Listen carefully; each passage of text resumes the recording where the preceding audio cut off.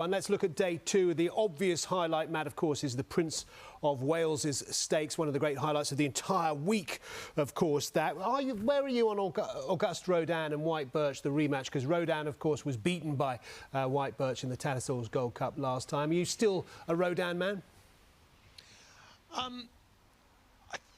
I think what I learned with Auguste Rodin in Tattersalls Gold Cup was that I'd prefer him at 1.5 miles than 1.25 miles, Sean. I think he can get outspeeded in this. I mean, I can't see how Aidan doesn't have to try and turn this into a strong pace stamina test. And the problem, of course, with that is that it helps the hold-up speed horses as well. And you can't really help that. I mean, I can't see Auguste Rodin's going to out-sprint anything in this field. So you would imagine maybe Luxembourg will go as well as a front runner, and he's a very classy front runner. He's just made all in the Coronation Cup. If he does go, be fascinating to see what they do with him. So I'd want to take Auguste Rodin on.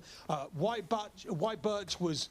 There's no reason why he won't be superior again, I can't see. He's travelled well to the UK before. Remember when he was second in the Dante, he was 2 places in front of Passenger, who would, of course, be one of the favourites for this race if he was going. Horizon Door was only 3rd last year, came to have every chance but didn't see it out. And I think this is a tougher race than 12 months ago.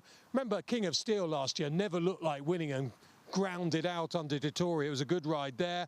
Blue Rose Sen, I do think has an each-way chance, but I'm sticking in with it in Spiral, Sean. I have a feeling as she's got older, she just needs things to wake her up, and I thought she loved the bend in America last year. I think she'll love going round the bend again, and as I said at the top of the, for a Fillies Mile winner, this might just mean that she can actually produce a better mark than she's ever produced. This is her chance to go into the big time in Spiral.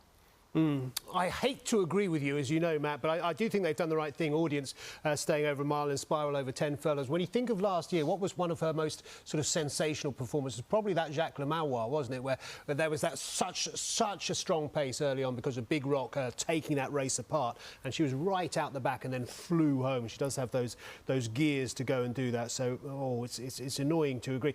Just looking at the prices though, Blue Rose Sen about a 16-20 to 1 shot if she goes here, of course. Sean.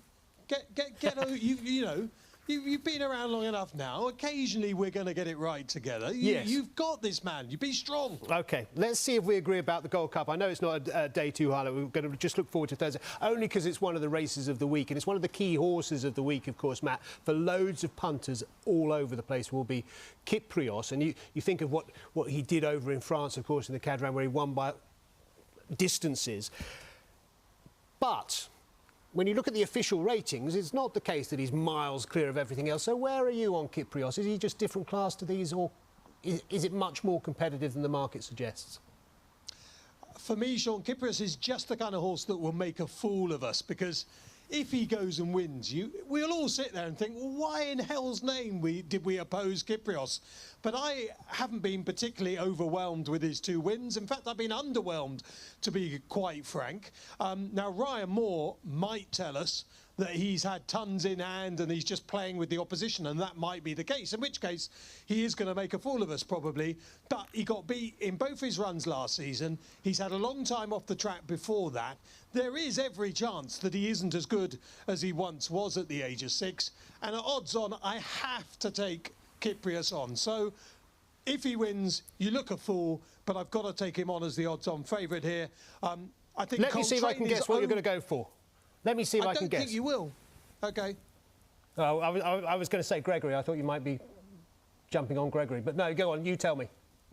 Well, I think Coltrane is overpriced, but the selection will be Gregory. Ah, got ya. He's the Queen's Vase winner, and he stayed on. I love the way he stayed on up at York last time, and we know the John and Thady Gosden horses have been massively needing a run during the first couple of months of the season. You know, they've been well out of sorts, and we know that. They know that as well.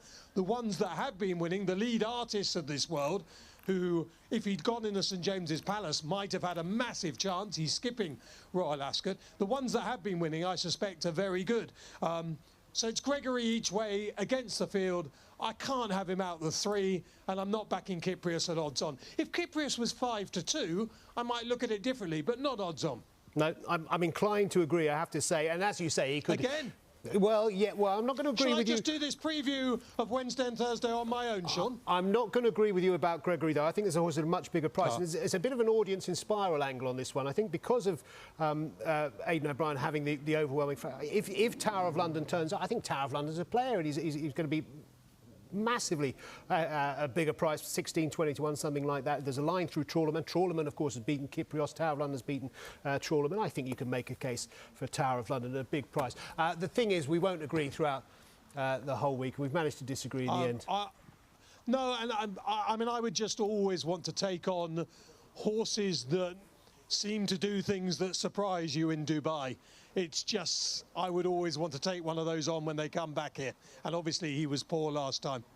Yep, no, that's a fair point. For whatever reason, that form doesn't always convert. It's a very different setup, of course, as well. So we're both taking on Kyprios, so you know what to do at Royal Ascot. Make Kyprios your banker. Your banker. Banker.